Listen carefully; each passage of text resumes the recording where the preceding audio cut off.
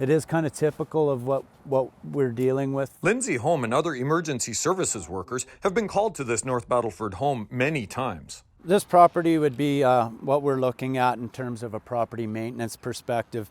As you can see, it does have a large accumulation of debris and rubbish in it, and typically the home inside will be very similar. So a property like this becomes a safety hazard, not only for the police officers that are responding to a location like this, but also my community safety officers and my firefighters if we have a fire inside. So this is the type of typical property that we'd be looking at applying our bylaw to.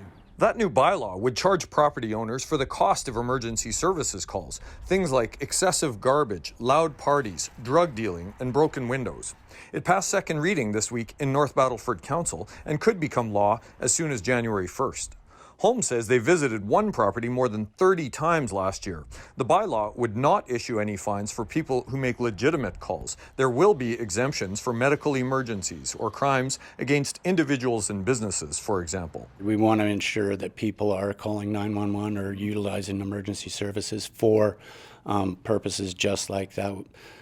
This bylaw is not intended to take any of that away. The lead RCMP officer for the region says this will help police as well. There's a lot of crossover between their work and ours, and we're having to go back to the same particular properties repeated times. They could face charges of up to $1,200 per hour depending on the type of response.